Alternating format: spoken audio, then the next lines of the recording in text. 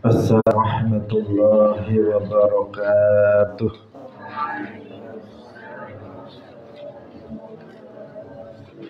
Alhamdulillahi rabbil alamin. Lahul ni'matu wa lahul fadlu wa lahul thana'ul hasan. Wa salawatullahil barrir rahim wal malaikatil muqarrabin ala sayyidina wa maulana Muhammadin wa ala alihi wa ashabihi tayyibin al-tahirin. Allahumma la sahla illa ma ja'altahu sahla wa anta taj'alul hazna idza syi'ta sahla. Allahumma arzuqna al-ikhlasa fi niyyati wal qawli wal amal wa ba'du.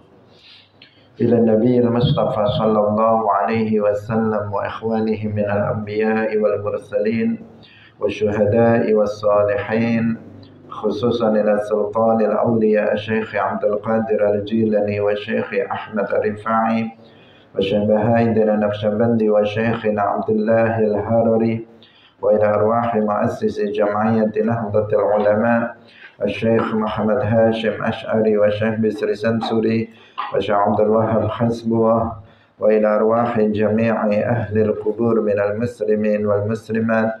Al-Fatihah. A'udzu billahi minasy syaithanir rajim. Bismillahirrahmanirrahim. Alhamdulillahi rabbil alamin.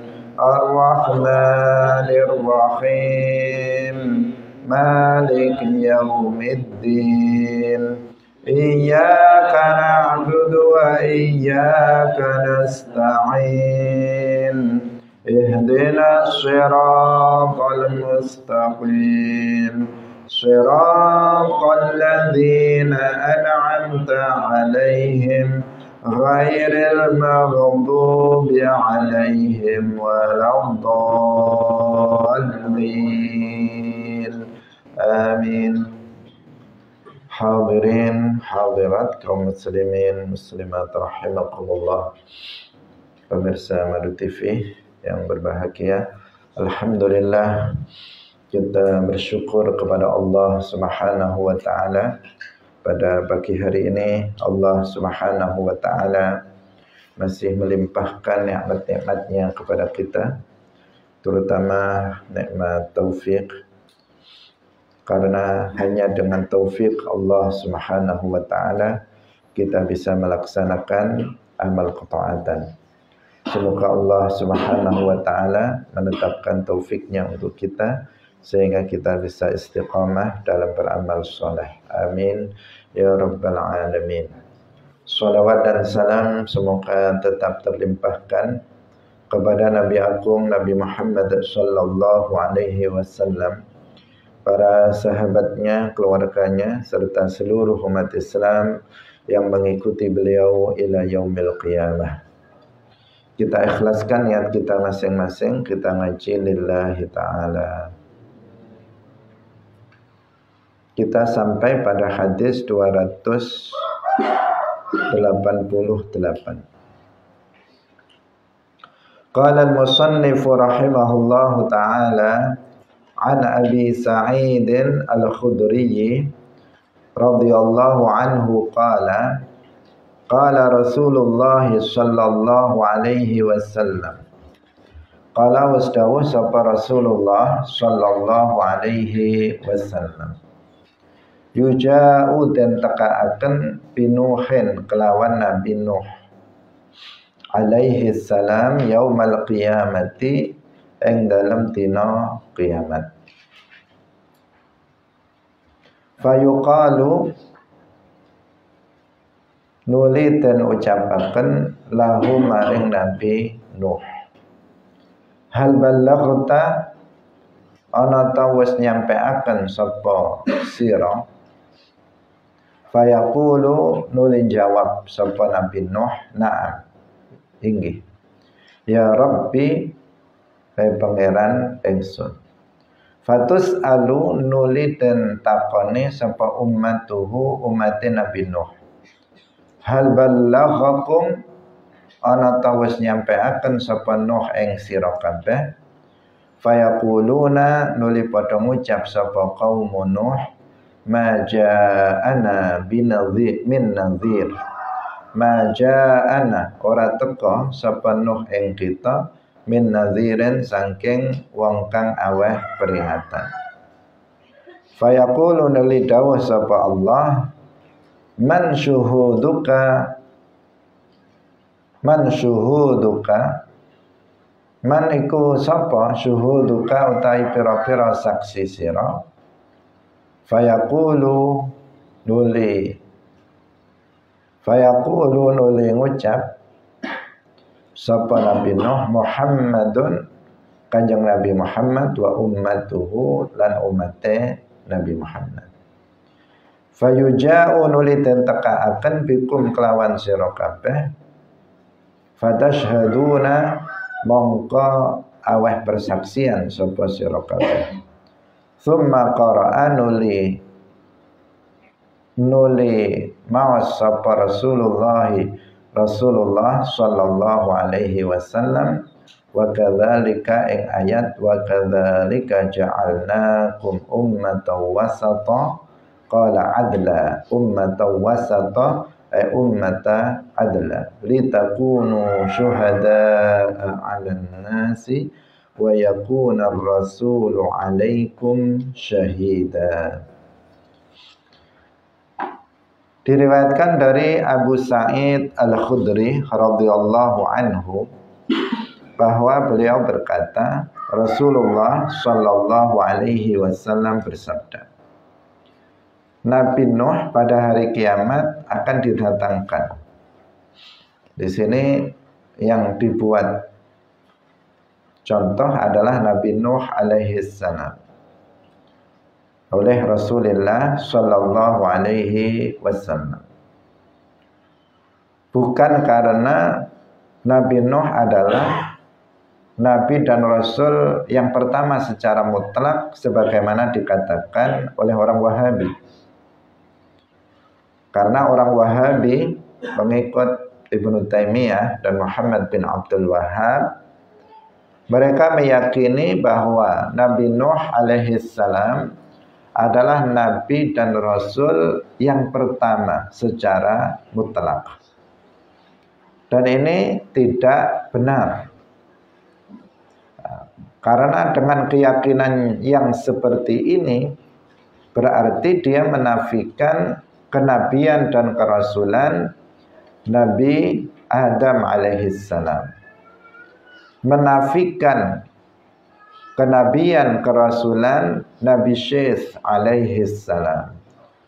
Menafikan kenabian dan kerasulan Nabi Idris alaihissalam.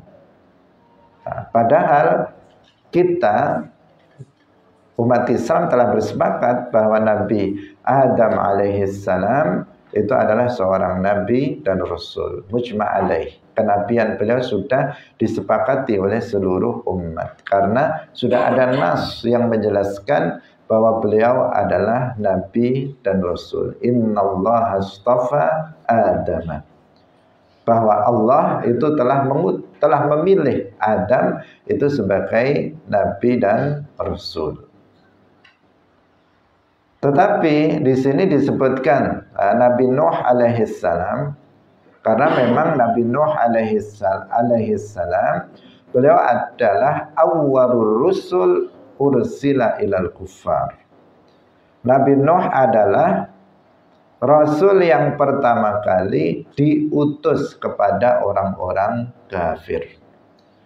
Karena nabi-nabi sebelum Nabi Muhammad itu diutus kepada orang Islam.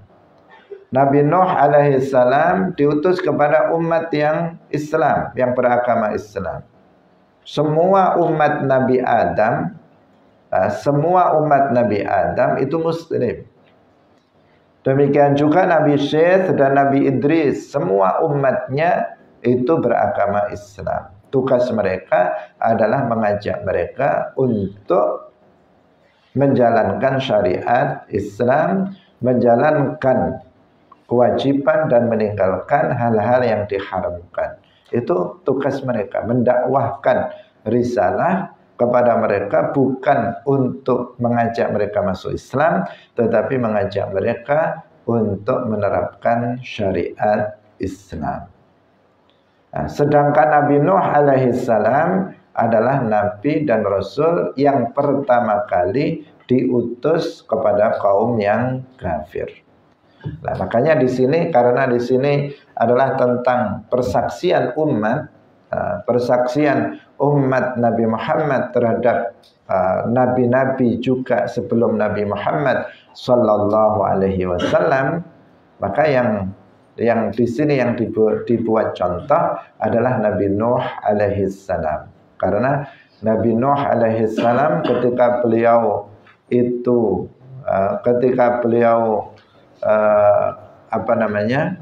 menyampaikan risalah kepada umatnya selama ratusan tahun, mendekati 1000 tahun, itu hanya 80 orang saja yang mau masuk ke dalam agama Islam. Sisanya mereka tetap di dalam kekufuran.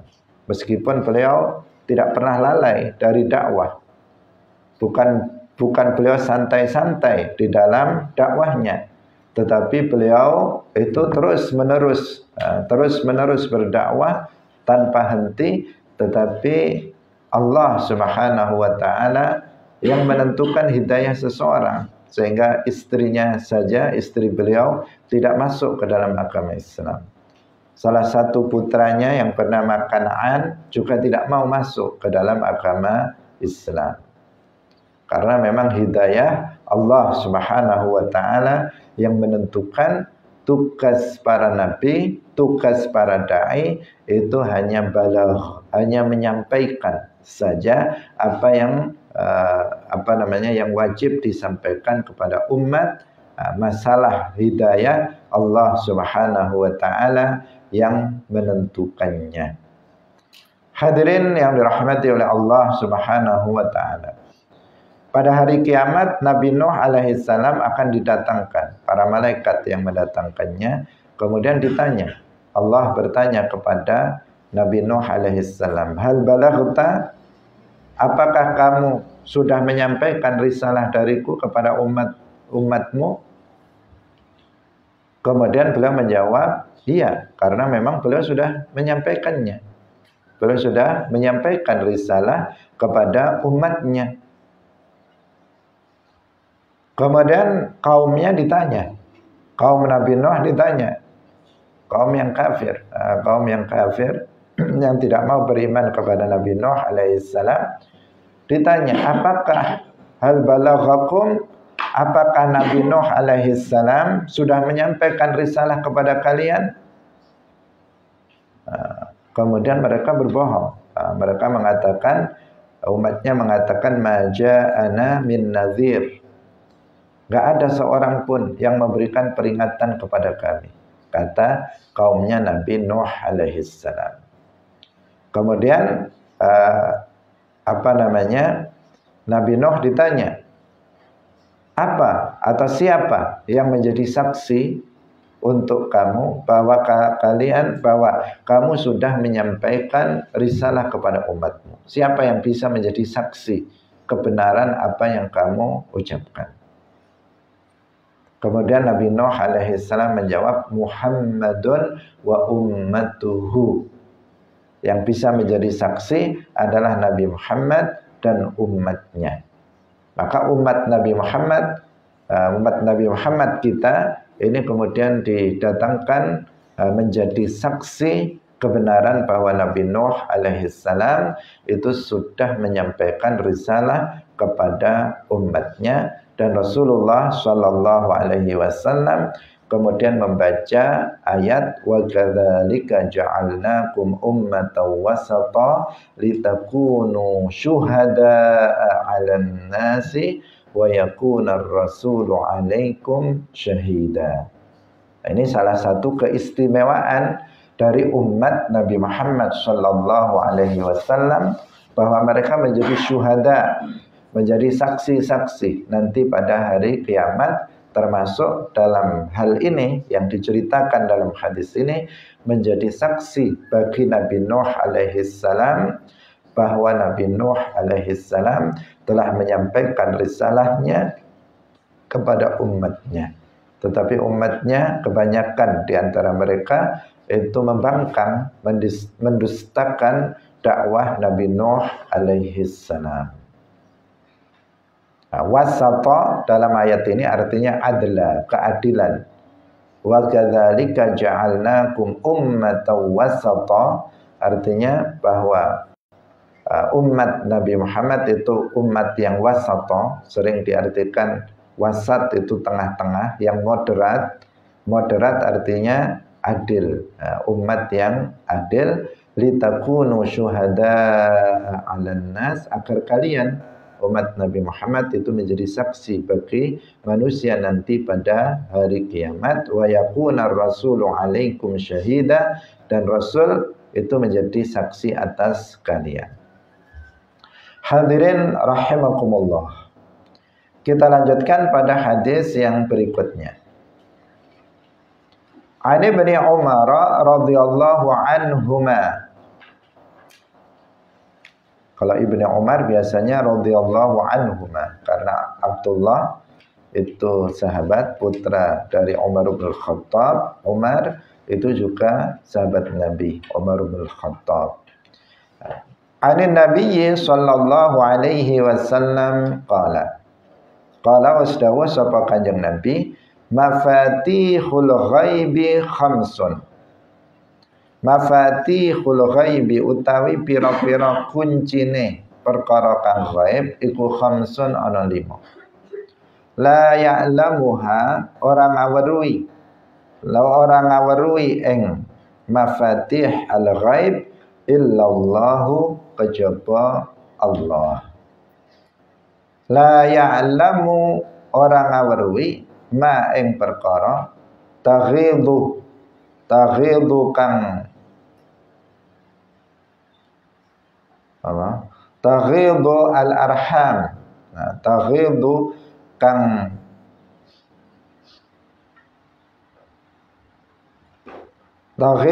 nyimpen apa al-arhamu pira-pira rahim illallahu kejaba Allah. Wala ya'lamu, lan orang ngaweruhi ma ing perkara fi ghaddin ing dalam waktu sesuk illallahu kejaba Allah. Wala ya'lamu, lan orang ngaweruhi mata ya'ti kapan teka apa al-mataru udan sapa ahadun wong suci illallahu kejaba Allah. Wala tadri, lan orang ngaweruhi sapa nafsun wong suci bi ayyi ardin ing dalam endi bumi tamutu mati sapa nafas illallahu kejaba Allah. Wala ya'lamu, lan orang ngaweruhi mata taqumu kapan taqumu jumenem apa as-sa'atu kiamat illallah kejaba Allah. Diriwayatkan dari Abdullah bin Umar radhiyallahu anhu dari Nabi sallallahu alaihi wasallam, beliau bersabda, kunci-kunci perkara yang gaib itu ada 5 yang tidak diketahui kecuali oleh Allah. Jadi kunci di sini bukan berarti kunci betulan kayak kunci pintu itu. Mafatih jamak dari miftah, bukan artinya apa? Kunci dengan makna hakiki, sesuatu yang digunakan untuk membuka pintu. Artinya bukan perkara yang gaib itu berada di dalam, kemudian ada pintunya, kemudian dibuka pintunya, maka kemudian menjadi tahu apa yang ada di dalamnya. Tidak seperti itu.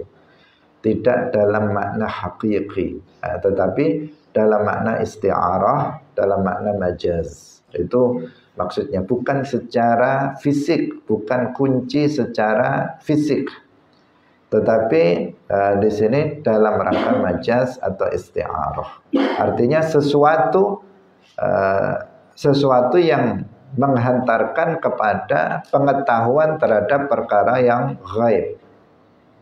Sebagaimana kunci itu gunanya untuk menyampaikan kita pada perkara yang tertutup, demikian juga di sini mafatih al-ghaib artinya sesuatu yang bisa menghantarkan pada pengetahuan terhadap sesuatu yang gaib. Hadirin rahimakumullah, dikatakan bahwa mafatih al-ghaib, kunci-kunci perkara yang gaib itu ada 5. La ya'lamuha illallah. Tidak ada yang mengetahuinya kecuali hanya Allah.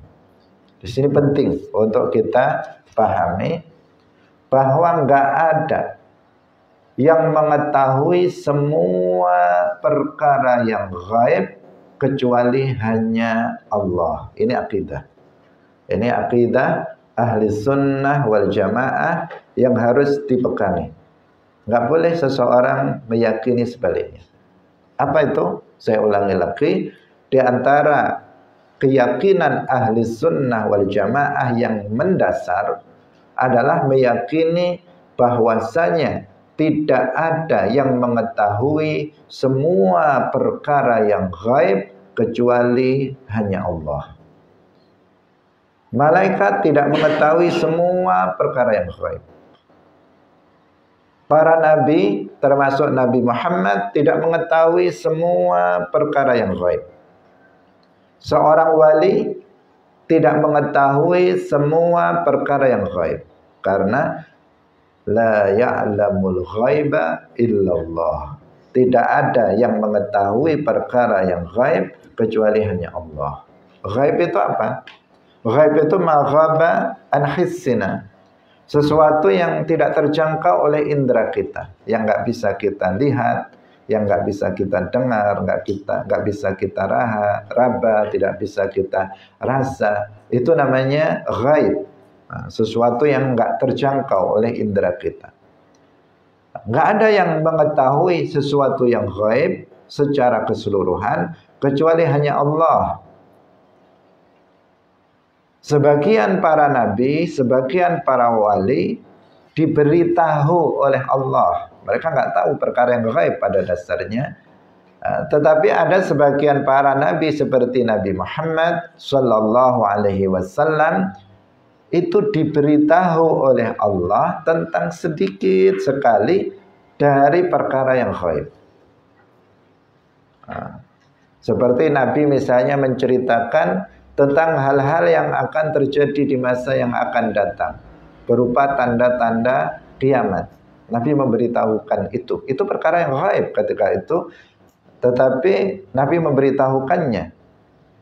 Kenapa Nabi tahu? Itu karena Allah memberitahukan kepada beliau, kemudian beliau hanya menyampaikan saja apa yang beliau dapatkan dari Allah Subhanahu wa taala, dan itu jumlahnya sangat sedikit dari perkara gaib yang lainnya yang tidak diberitahukan kepada makhluk.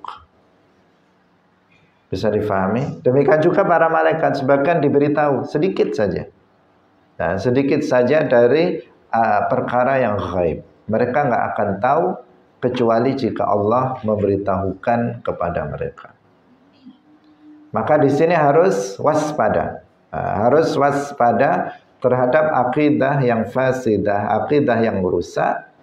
Sebagian orang ada yang meyakini bahwa guruku mengetahui semuanya.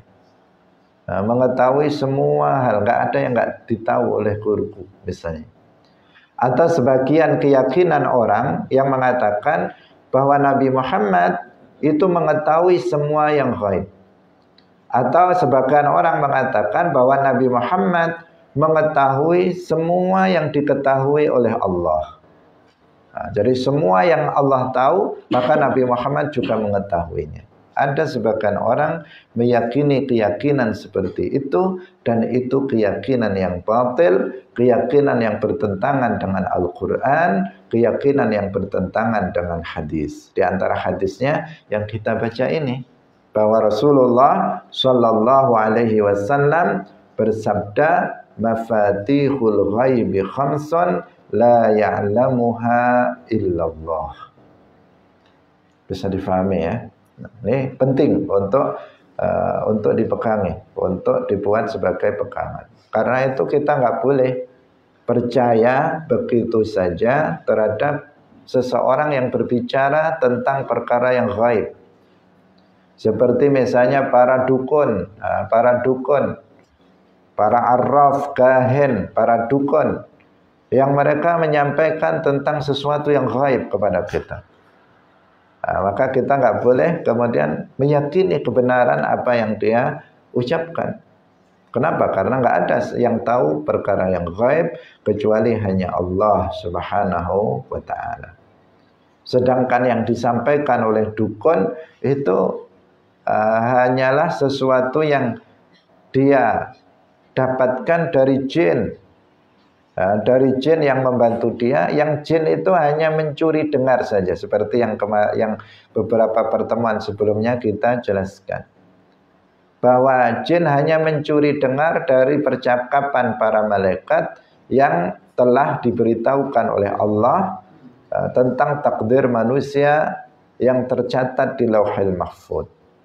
Dia mencuri dengar nggak begitu jelas, yang kemudian disampaikan kepada si dukun itu dan dia menyampaikannya. Dukun itu menyampaikan sebagian kecil dari yang perkara yang gaib, yang itu belum tentu benar. Hadirin rahimakumullah. Kemudian beliau mengatakan, Rasulullah Shallallahu Alaihi Wasallam bersabda, la ya'lamu ma taghidul arhamu illallah. Tidak ada yang mengetahui apa yang ada di dalam rahim, yang tersimpan di dalam rahim seorang perempuan kecuali hanya Allah. Apakah anaknya itu satu? Apakah anaknya itu kembar? Apakah anaknya itu cacat? Apakah anaknya itu normal? Apakah anaknya itu laki-laki? Apakah anaknya itu perempuan? Gak ada yang mengetahuinya kecuali hanya Allah Subhanahu wa ta'ala. Sekarang sudah ada alat canggih. Apa namanya? USG, ya. Tetapi itu tidak memastikan. Banyak sekali hasil USG yang keliru. Dia di USG mengatakan ini bayinya laki-laki, ternyata keluar perempuan. Banyak terjadi seperti itu. Ini perempuan bayinya, ternyata yang keluar laki-laki. Dia hanya memperkirakan, tetapi tidak dipastikan kebenarannya. Karena yang tahu hanya Allah Subhanahu wa ta'ala. Kadang mengatakan ini bayinya cuma satu, ternyata dua, kembar. Ini dua, ternyata satu. Artinya apa? USG pun dia hanya sebagai alat yang membantu untuk mengetahui, tetapi tidak secara pasti memberitahukan atau tidak secara pasti apa yang diperkirakan oleh hasil USG itu benar. Bisa salah, dan terjadi di banyak tempat, di banyak kasus itu terjadi kesalahan hasil dari USG tersebut. Hadirin yang dirahmati oleh Allah Subhanahu wa ta'ala. Itu yang pertama. Dari 5 yang pertama itu. Nggak ada sesuatu, nggak ada yang tahu apa yang ada dalam rahim seorang perempuan kecuali hanya Allah. Kemudian yang kedua, wala ya'lamu ma fi ghadin illallah. Tidak ada yang mengetahui sesuatu yang akan terjadi besok kecuali hanya Allah. Artinya tidak ada yang mengetahui sesuatu yang akan terjadi di waktu yang akan datang kecuali hanya Allah. Jangankan besok, 5 menit yang akan datang, kita nggak tahu apa yang akan. Para peramal, waspada terhadap para peramal. Baik peramalnya itu manusia atau peramalnya itu adalah aplikasi dalam di Google dan semacamnya aplikasi, oh kamu nanti begini, kamu orang yang kayak begini dan sebagainya. Hati-hati terhadap hal yang seperti itu. Karena nggak ada yang tahu sesuatu yang akan terjadi di masa yang akan datang, baik besok, minggu depan, bulan depan, tahun depan, apa yang akan terjadi pada diri kita, Allahu a'lam. Allah yang lebih mengetahuinya, kita tidak mengetahuinya. Jangan sok menjadi seorang peramal, karena kita nggak tahu. Seorang peramal itu hanya memperkirakan saja. Kalau dia peramal dengan pengertian peramal murni, atau peramal yang tadi kita sebut dia bekerja sama dengan jin, itu juga meramalkan sesuatu yang belum tentu benar. Banyak sekali dukun bicara, kemudian yang terjadi justru sebaliknya. Ada juga sebagian orang yang meramalkan sesuatu berdasarkan ilmu pengetahuan. Ilmu pengetahuan yang dilandasi oleh tanda-tanda, tanda-tanda yang terjadi. Oh, kalau kayak begini modelnya berarti tahun sekian akan terjadi begini. Ternyata nggak terjadi.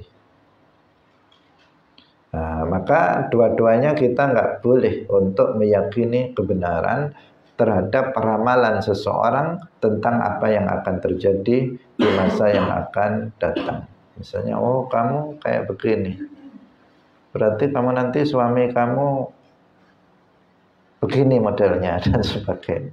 Kamu misalnya begini, nanti suami kamu itu jenggotan misalnya, atau suami kamu nanti keras, atau suami kamu akan begini dan begitu. Ramalan kayak begitu nggak perlu kita dengarkan dan nggak perlu kita dengar, kita benarkan, tidak. Hanya Allah yang mengetahui sesuatu yang akan terjadi di masa yang akan datang. Kita melakukan apa yang kita bisa lakukan berupa melakukan usaha-usaha atau sebab-sebab dari keberhasilan, sebab-sebab dari kesehatan, dari sebab-sebab rezeki dan seterusnya. Kita lakukan. Misalnya seseorang dia ingin kaya, maka dia bekerja, dia bisnis yang halal, dia melakukan usaha-usaha, dagang dan sebagainya karena dia ingin kaya. Nanti apakah kaya, apakah tetap miskin, Allahu a'lam. Dia hanya melakukan sesuatu yang bisa dia lakukan. Misalnya seseorang ingin dia badannya tetap sehat, berumur panjang, maka dia kemudian dia rajin senam, dia rajin olahraga, makannya teratur, bergizi dan sebagainya. Masalah nanti cepat mati atau enggak, Allahu a'lam. Terkadang sebagian orang sudah rajin olahraga malah mati pas olahraga. Bukan mati pas dia tetapi pas sedang olahraga dia malah mati dan seterusnya. Jadi apa yang akan terjadi di masa yang akan datang hanya Allah yang mengetahuinya, kita nggak tahu. Yang penting kita melakukan sabab-sabab, sabab-sabab yang biasanya yang Allah jadikan menjadi sebab apa yang kita inginkan. Sebab rizki ya bekerja, sebab berilmu ya belajar, sebab dari sehat adalah senam, olahraga, makan yang bergizi dan seterusnya. Sebab dari kesembuhan, berobat kita lakukan. Apakah nanti hasilnya kemudian tidak sesuai dengan yang diharapkan, maka itulah yang sudah ditentukan oleh Allah Subhanahu wa taala untuk kita.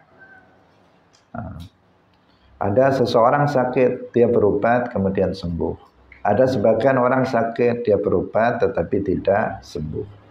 Karena kematian nggak ada obatnya. Kalau sudah ditentukan mati, maka nggak bisa diobati lagi oleh siapapun. Hadirin rahimakumullah. Ini yang kedua. Yang ketiga, wala ya'lamu mata ya'til matar ahadun illallah. Nggak ada satu orang pun yang tahu kapan datang hujan kecuali hanya Allah. Yang ada hanya perakiraan cuaca. Hari ini di Kediri hujan deras. Hari ini di Surabaya akan turun hujan sedang. Hari ini di Jakarta terang benderang dan sebagainya. Itu ramalan cuaca berdasarkan indikator-indikator tertentu yang dibuat dalam ilmu pengetahuan, tetapi sering meleset juga. Kenapa? Ya karena manusia nggak tahu perkara yang ghaib. Itu termasuk perkara yang ghaib, kapan datang hujan. Kadang kita sudah bersiap-siap, ini mendung, mau datang ini hujan. Sudah tanda-tanda udah dekat, hitam lagi. Sudah kita jemuran sudah pada kita ambil, ternyata hilang mendungnya. Nggak jadi hujan.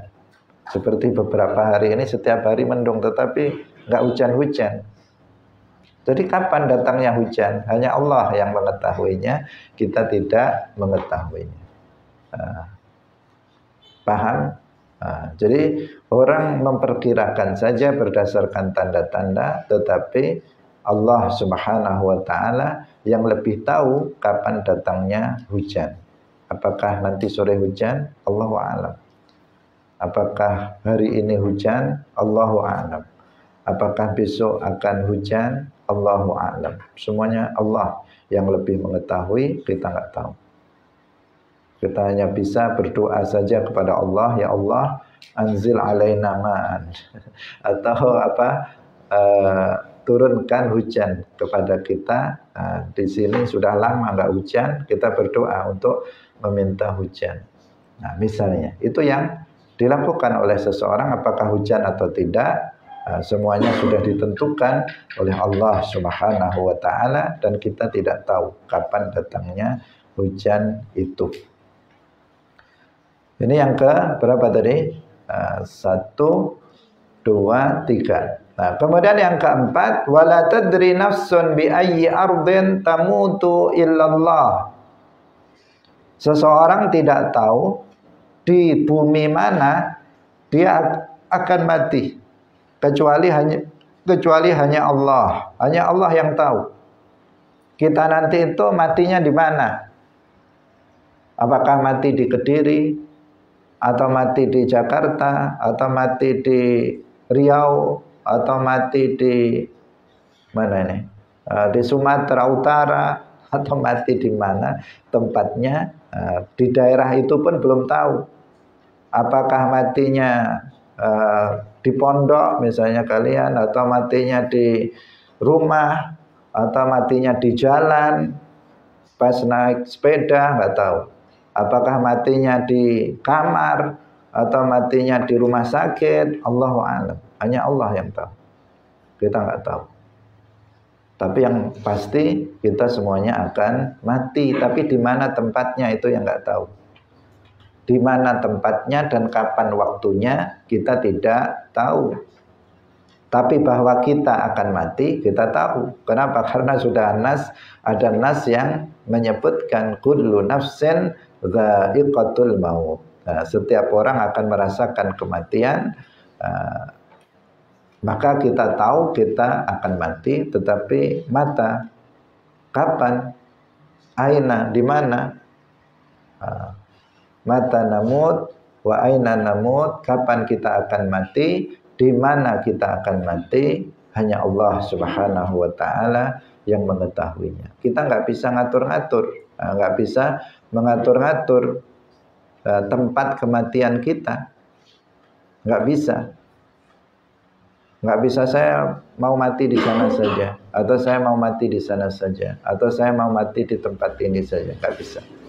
Allah Subhanahu wa Ta'ala yang menentukannya. Bahkan kita juga nggak tahu penyebab kematian kita. Mati sesuatu yang pasti, penyebabnya berbeda-beda. Ada orang yang mati disebabkan oleh sakit. Ada orang yang mati disebabkan kena virus. Seperti yang kemarin ada virus COVID-19 menyebar, kemudian orang mati disebabkan itu. Ada orang yang mati disebabkan oleh kecelakaan. Ada orang yang mati disebabkan oleh tenggelam di lautan. Ada orang yang mati disebabkan dimakan buaya.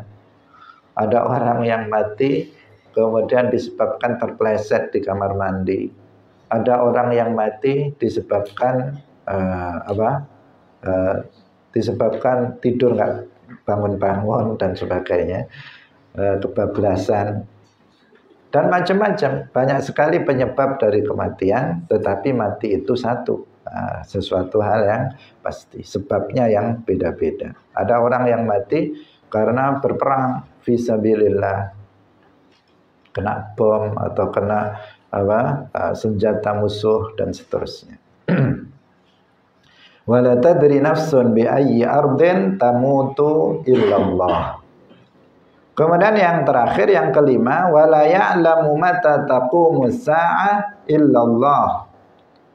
Tidak ada yang mengetahui kapan waktunya kiamat tiba kecuali hanya Allah. Kapan kiamat itu akan datang, akan terjadi, hanya Allah yang mengetahui.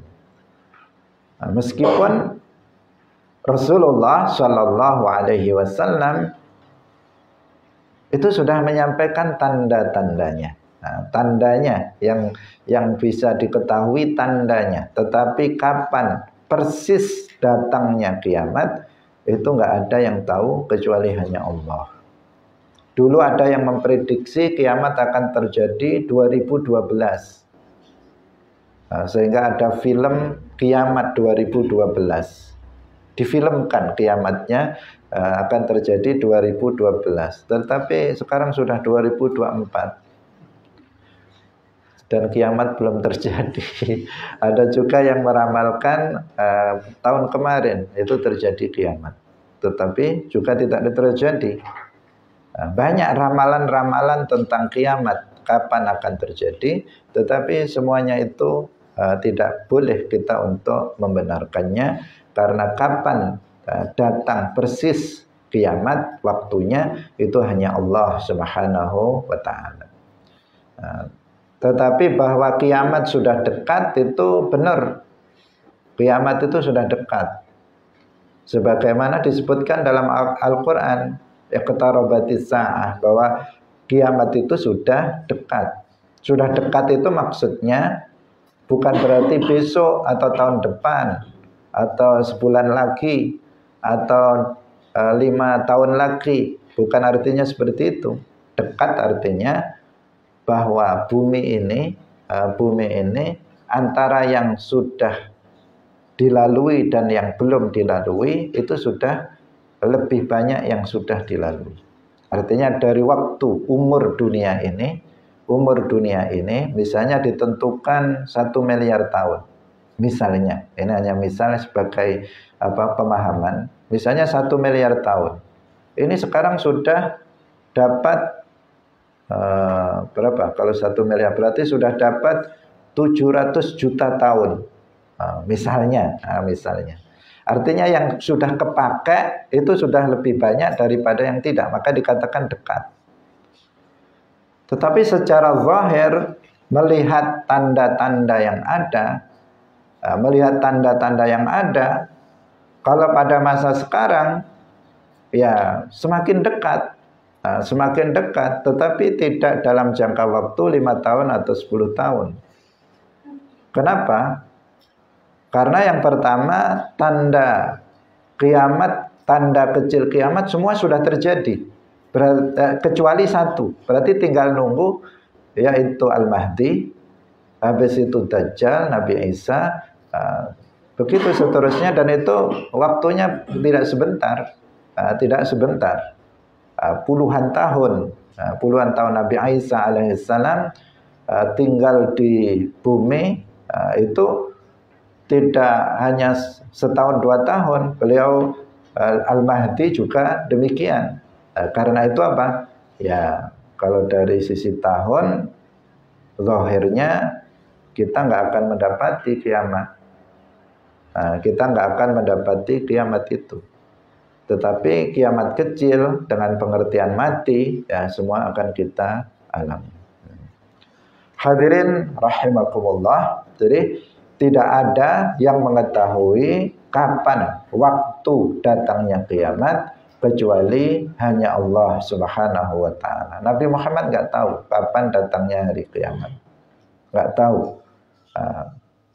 Dan beliau tidak diberitahu tentang datangnya hari kiamat. Sehingga dalam hadis Jibril, ketika Rasulullah Shallallahu Alaihi Wasallam ditanya tentang mata sa'ah, beliau menjawab bahwa yang bertanya lebih tahu daripada yang ditanya, kepada malaikat Jibril alaihissalam. Kemudian malaikat Jibril tentu saja juga nggak tahu, maka yang ditanyakan beralih kepada amaratus sa'ah, tentang asyrat as-sa'ah, yaitu tanda-tanda kiamat. Kalau yang ditanya tanda-tanda akan datangnya kiamat, maka Rasulullah menjawabnya. Tetapi apabila yang ditanya itu kapan persis datangnya kiamat, maka hanya Allah Subhanahu wa taala yang bertanya, yang mengetahui. Kita lanjutkan pada hadis yang berikutnya. Hadis yang berikutnya ini hadis mutasyabihat.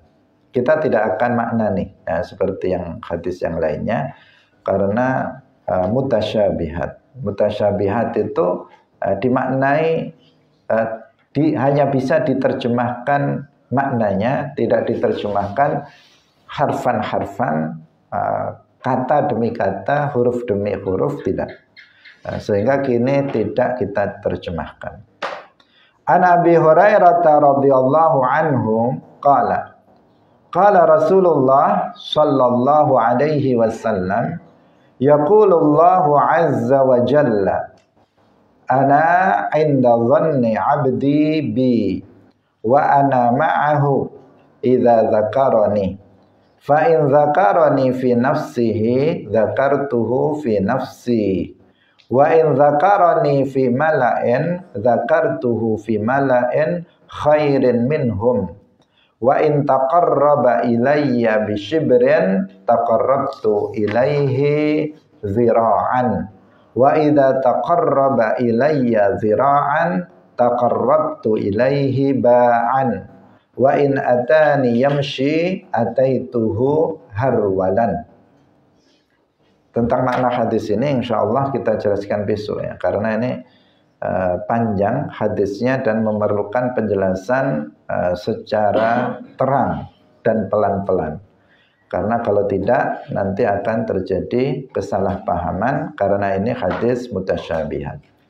Yang ingin kita sampaikan sebelum pembahasan hadis ini, bahwa ayat-ayat Al-Quran dan juga hadis-hadis Rasulullah Sallallahu Alaihi Wasallam itu ada yang muhkamat dan ada yang mutasyabihat.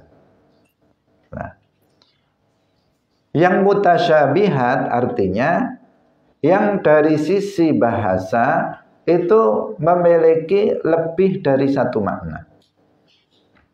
Jadi ayat atau hadis itu dari sisi bahasa itu memiliki lebih dari satu makna. Karena maknanya itu lebih dari satu, sehingga makna yang sebenarnya itu belum pasti. Artinya belum jelas. Mana yang dimaksud? Ada 5 makna. Mana yang dikehendaki oleh Allah atau oleh Rasulnya dari 5 makna ini? Nggak jelas. Karena itu membutuhkan kepada takwil. Apabila makna zahir dari ayat atau hadis itu bertentangan dengan makna ayat muhkamat, maka di sini diperlukan takwil. Apa itu takwil? Takwil artinya sarfun nassi al-zahirihi, yaitu memalingkan makna ayat atau hadis dari makna zahirnya. Makna zahir artinya al-makna al-mutabadir fi dzihn, yaitu makna yang pertama kali muncul di benak ketika kata itu disebut. Itu namanya makna zahir. Seperti ketika kita mengatakan mata, ain, maka makna pertama yang muncul adalah anggota badan, mata anggota badan. Ini namanya al-makna zahir. Ketika kita menyebut misalnya datang, atani, dia datang kepadaku, maka makna zahirnya adalah perpindahan tempat dari satu tempat ke tempat yang lain. Misalnya kita mengatakan Ustadz telah datang, berarti tadi di tempat sana sekarang pindah ke tempat ini. Itu makna zahir namanya. Ketika kita menyebut wajah, maka maknanya muka ini. Ini namanya makna zahir, makna pertama. Makna yang pertama terlintas ketika kata itu disebut al-makna zahir.